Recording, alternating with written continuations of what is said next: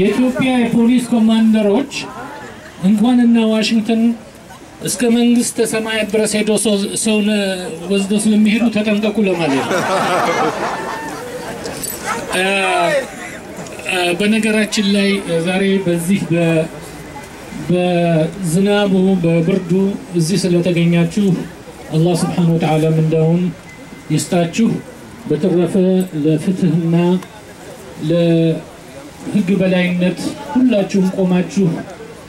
ይሄንን ህፃናት ሁሉ ይዘው የመጡ ወንድምና እህቶች አሉ ማሻአላህ ለፍትህ ሁሉ ጊዜ መቆም አለብን ለፍትህ መሞትም ህይወታችንን መስጠት አለብን ሲሪየስሊ እነሱ የፈለጉትን የድራማ ቢሰሩ ያ ድራማ ህዝቡን አይከፋፍለውም ሙስሊሙም ክርስቲያኑም እጅ ለእጅ ተያይዞ ለፍትህ ይታገላል ለፍትህ ይሞታል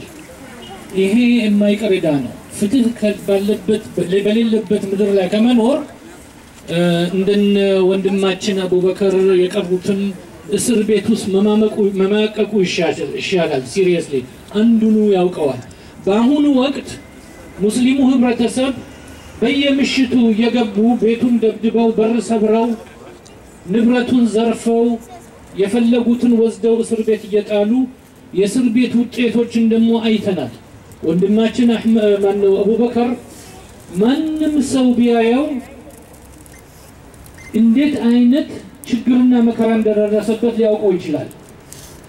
ፊዚካሊ ሳይኮሎጂካሊ ቶርቸርድ የሆኑ መሆኑን ያስታውቃል እንደዚህ ያለ ግፍ የሚሰራበት ሀገር ሆናለች ኢትዮጵያ እና አደራችሁን በመንግስት ፕሮፓጋንዳ ማናችንም እንደማንፈታ እንዲያውቁ ማድረግ አለብን መንግስት